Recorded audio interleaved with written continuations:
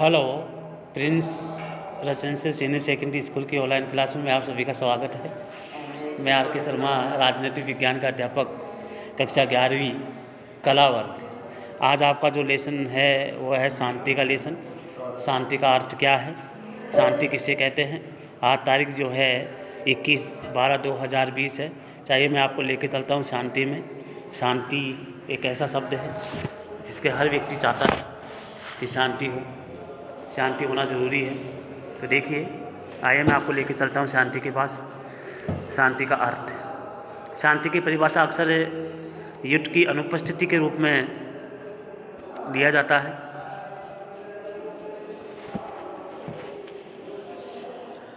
शांति की परिभाषा अक्सर युद्ध की अनुपस्थिति के रूप में दी जाती है कि जहाँ युद्ध नहीं होता वहाँ शांति होती है। यह परिभाषा सरल तो है पर भ्रामक भी है। सामान्य रूप से हम युद्ध को देशों के हथियारबंद संघर्ष समझते हैं। हालांकि रवांडा और बोस्निया में हुआ जो इस तरह का युद्ध नहीं था, लेकिन ये एक प्रकार से शांति का उल्लंघन और स्थगन तो था ही। हालांकि प्रत्येक युद्ध शांति के अभाव की हो जाता है, लेकिन शांति का हर अभाव युद्ध के रूप में ये जरूरी नहीं है।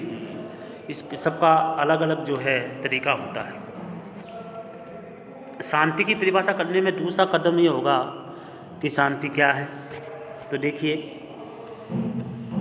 कदम इस युद्ध, दंगा, नरसंहार, कत्ल, सामान्य शारीरिक प्रहार समेत सभी प्रकार के हिंसक संघर्षों के अभाव के रूप में देखना है शांति। ये परिभाषा स्पष्ट ही पहले से बेहतर है, लेकिन ये भी हमें ये बहुत दूर नहीं ले जा पाती।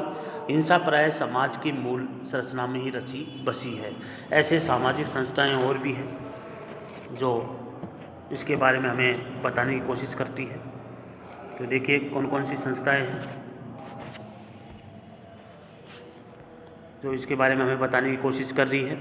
प्रथाएं जो जाति, वर्ग, लिंग के आधार पर असमानता की खाइयों को और गहरा करती हैं। किसी भी क्षति सूक्ष्म और अप्रकट तरीके से भी कर सकती है। जाति, वर्ग या लिंग के आधार पर आधारित इस स्त्रीकरण को अलग अगर शोषित वर्ग की ओर कोई चुनौती मिलती है तो इसका भी संघर्ष और हिंसा पैदा हो सकती है। इस तरह की संरचनात्मक हिंसा के बड़े पैमाने पर जाति भेद, वर्ग भेद, पितृ हत्या, सत्ता या उपनिवेशवाद या नस्लवाद या सांप्रदायिकता, ये भी अशांति फैलाने वाले तत्व माने जाते हैं।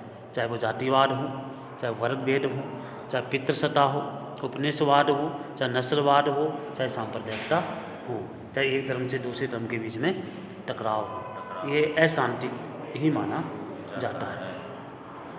संरचनात्मक हिंसा के विभिन्न रूप हो सकते हैं कि संरचनात्मक हिंसा के कौन कौन से रूप हैं वो देखिए। परंपरागत जाति व्यवस्था कुछ खास समूह के लोगों को अस्पृश्य मान करके बर्ताव करती है। जो कुछ लोग होते हैं, जो अल्पसंख्यक जो लोग होते हैं या अल्पसंख्यक जो जाति के लोग होते हैं, उनको लोग क्या करते हैं, अस्पृश्य मान करके, माने नीची कास्ट को मान करके या नीची भावनाओं से सोच करके उनको अलग कर देते हैं।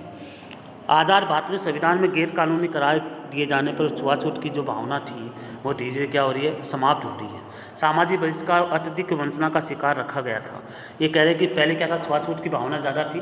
लोग जो छोटे लोगों को जो है हीन भावना से देखते थे, घर में या स्पर्श करना जो भी है उनके आसपास भटकते नहीं थे। तो ये क्या थी, एक गलत भावना थी लोगों के बीच में, गलत सोच थी लोगों के बीच में। ये वैवाहिक स्थिति के इन जख्मों से उबारने के लिए देश अभी भी संघर्ष कर रहा है। जो इस प्रकार की जो सोच है ना, अभी भी कुछ लोगों में बची है। आज भी देश जो है इसके बारे में संघर्ष कर रहा है। हालांकि वर्ग आधारित सामाजिक व्यवस्था अधिक लचीली दिखती है, लेकिन इनमें से काफ़ी असमानता और उत्पीड़न को जन्म देती है। विकासशील देशों में अधिकांश कामकाजी आबादी असंगठित क्षेत्र से संबद्ध है, जिससे मेहनताना और काम की दशा बहुत खराब है। तो विकसित देशों में भी निम्न वर्गीय लोगों को अच्छी खासी आबादी मौजूद है। जो विकसित देश है वहाँ आज भी जो है इस प्रकार की जो जाति है वहाँ पाई जाती है। निम्न वर्गीय जो लोग हैं वहाँ उनकी जनसंख्या ज़्यादा है। पितृ हत्या के जो सत्ता के आधार पर जिस सामाजिक संगठन का निर्माण होता है उसकी परिणति स्त्रियों को व्यवस्थित रूप से अधीन बनाने और उसके साथ भेदभाव करने में होती है। इसकी अभिव्यक्ति कन्या भ्रूण हत्या है, लड़कियों को अपर्याप्त पोषण और शिक्षा न देना, बाल विवाह, पानी जो है पत्नी को पीटना, देश से संबंधित अपराध, कार्यस्थल पर यौन उत्पीड़न, बलात्कार या घर की इज्जत के नाम पर हत्या में होती है। 2011 की जनगणना के अनुसार भारत में निम्न बाल लिंग अनुपात 0 से 6 जो व्यक्ति है या जो लड़कियां हैं, 1000 पुरुषों के पीछे कितनी स्त्रियों की संख्या बताई है? 919। तो पितृ सत्तात्मक विध्वंस का ये मर्म समस्या आज भी बना हुआ है, मान पितृ प्रधान समाज आज भी पाया जाता है, ये भी एक समस्या है। इसके बाद देखिए, अब ऐसा होना लगभग असंभव है। उपनिवेशी विदेशी शासन के रूप में लोगों पर प्रत्यक्ष और लंबे समय के लिए गुलामी थोप दी पर इजरायली प्रभुत्व के खिलाफ चालू फिलिस्तीनी संघर्ष दिखता है। इसका अस्तित्व पूरी तरह से समाप्त नहीं हुआ है। इसके अलावा यूरोपीय उपनिवेशवादी देशों के पूर्ववर्ती उपनिवेशों को अभी भी बहुआयामी शोषण के उन प्रभावों से पूरी तरह से उबारना शेष है जिसे उन्हें उपनिवेश काल में झेला है।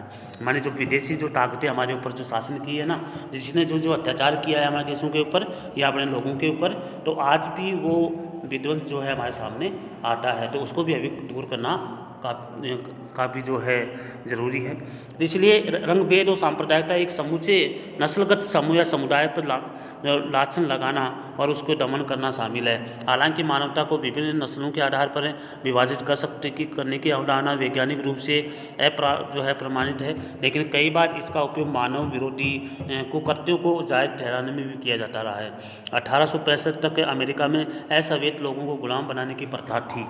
ठीक है, हिटलर के समय जर्मनी में यहूदियों के साथ कत्लेआम और दक्षिणी अफ्रीका में गोरी सरकार की 1992 तक अपनी बहुसंख्यक असंवैध लोगों के साथ ऐसा व्यवहार किया है। इसलिए रंग भेद नीति के बारे में और जो आपको बताया जा रहा है कि आज भी हमारे समाज में, हमारे देश में संरचनात्मक हिंसा के कई रूप देखने को मिलते हैं। इसलिए आज की क्लास में आपको इतने ही रूप बताए जाएंगे, अगली क्लास में आपको और भी रूप बताए जाएंगे। जब तक के लिए जय हिंद। अगला अध्याय में अपने यहाँ पढ़ेंगे।